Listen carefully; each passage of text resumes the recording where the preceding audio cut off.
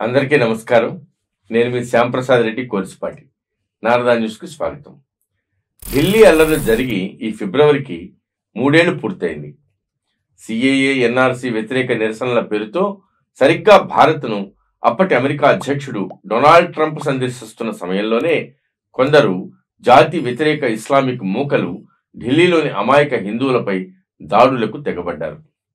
Aam Aadmi party councillor Tahir Hussain తన ఇంటినే అల్లర్లకు స్థావరంగా మార్చి అక్కడికి వివిధ రకాల మారణాయుధాలను చేర్చి హిందువులపై దాడుల పర్వం మొత్తాన్ని తన ఇంటి నుంచే ఆపరేట్ చేశాడు. జేఎన్యూ నుంచి ఉమర్ ఖలీద్ లాంటి కొందరు వ్యక్తులు నిరసనల ముసుగులో హిందువులపై ద్వేషాన్ని రెచ్చగొట్టారు. ఈ అల్లర్లలో దేశవ్యాప్తంగా సంచలనం సృష్టించింది ఐబీ అధికారి అంకిత్ శర్మ హత్య. అంకిత్ శర్మను నిందితులు అత్యంత కిరాతకంగా పొడిచి చంపి ఆ దగ్గరలో ఉన్న ఓ మురుగు కాలంలో పడేశారు. అంకిత్ శర్మ మృతదేహానికి పోస్ట్ మార్టం నిర్వహించిన వైద్యులు అతని హత్య జరిగిన తీరును చూసి విచలితులయ్యారు. నిందితులు అంకిత్ శర్మను ఒక్కసారిగా చంపలేదు, నిదానంగా ఆగాగి ఒక్కొక్క పోటే పొడుస్తూ 6 గంటల పాటు అతనికి నరకం చూపించారు.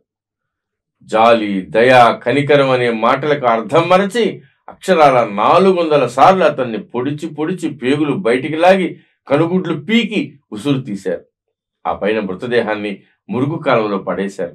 ఢిల్లీ డ్రైనేజీలో శవమై తేలిన ఇంటెలిజెన్స్ బ్యూరో యువ అధికారి అంకిత్ శర్మ చివరి క్షణాల్లో అనుభవించిన నరకయాతన వర్ణనాతీతం.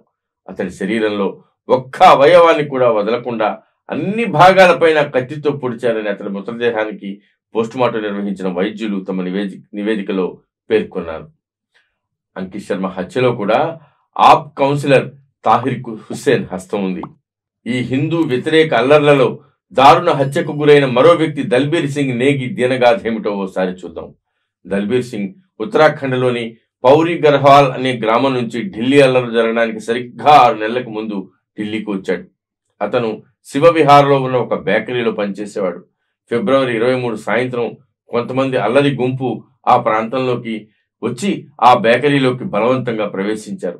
వాళ్ళు మొదట బల్వీందర్ చేతులు కాళ్ళు నరికేశారు.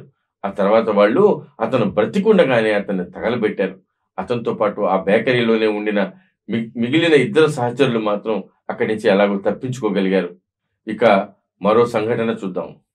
అతని పేరు వినోద్ కుమార్. ఫిబ్రవరి 24, 2020 అతను తన కుమారుడు నితిన్ కుమార్తో కలిసి పని ముగించుకుని ఇంటికి వెళుతున్నాడు.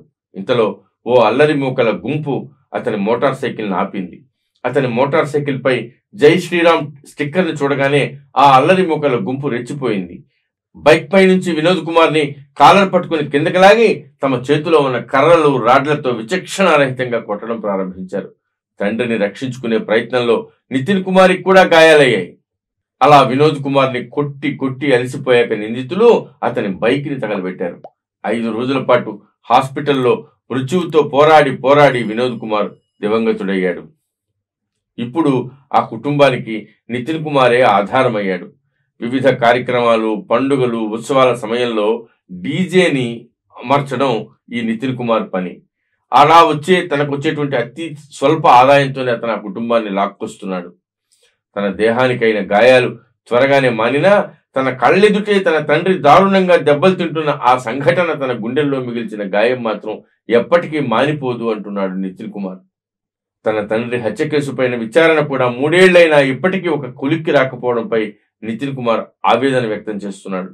విచిత్రం ఏంటంటే ఘటన జరిగి 3 ఏళ్ళు అవుతున్నా అతని కుటుంబాన్ని విచారించడానికి ఏ ఒక్క రాజకీయ నాయకుడు అతని ఇంటి వద్దకు రాలేదు. సరికదా అతనికి ఏ ప్రభుత్వం నుంచి ఒక్క నయా పైసా కూడా ఆర్థిక సాయం అందలేదు. నేనేవో కొన్ని ఫారాలు నింపాను, కానీ నాకు ఇప్పటి వరకు ఎలాంటి ఆర్థిక సాయం అందలేదు. ప్రభుత్వం కనికరిస్తే కనీసం నా పిల్లల్ని ఒక మంచి స్కూల్లో చేర్పించి చదివించుకోవాలని భావిస్తున్నాను అని నితిన్ కుమార్ ఆశపడుతున్నాడు. ప్రభుత్వాల తీరు చూస్తుంటే అతని ఆశ అత్యాశగానే మిగిలిపోయేటట్టు కనిపిస్తోంది. ఢిల్లీ హిందూ వ్యతిరేక అల్లర్లలో అప్పట్లో మొత్తం 53 మంది మరణించారు. మరో 200 మందికి పైగా గాయపడ్డారు. రెచ్చిపోయిన విధ్వంసకారులు ఇళ్లు, దుకాణాలు, వాహనాలు తగులబెట్టడం, ఒక పెట్రోల్ పంపు పేల్చివేయడమే కాకుండా స్థానిక ప్రజలపైన కాక పోలీసు సిబ్బంది పైన కూడా కాల్పులు జరిపారు. యావత్ దేశాన్ని గడగడలాడించిన 3 ఏళ్ల నాటి ఢిల్లీ అల్లర్ల కేసులను త్వరగా విచారించి ఆ కేసుల నిందితులకు కఠిన శిక్షలు విధిస్తే బాధితులకు కొంతైనా న్యాయం చేకూరే అవకాశం ఉంది. కనుక ప్రభుత్వము, పోలీసులు, కోర్టులు ఇకనైనా చురుగ్గా వ్యవహరిస్తేనే అది సాధ్యమవుతుంది. భారత్ మాతాకి జై. ఈ వీడియో మీకు నచ్చినట్లయితే లైక్ చేయండి, షేర్ చేయండి, సబ్స్క్రైబ్ చేయండి. మీ అభిప్రాయాన్ని కామెంట్ల రూపంలో తప్పకుండా తెలియజేయండి.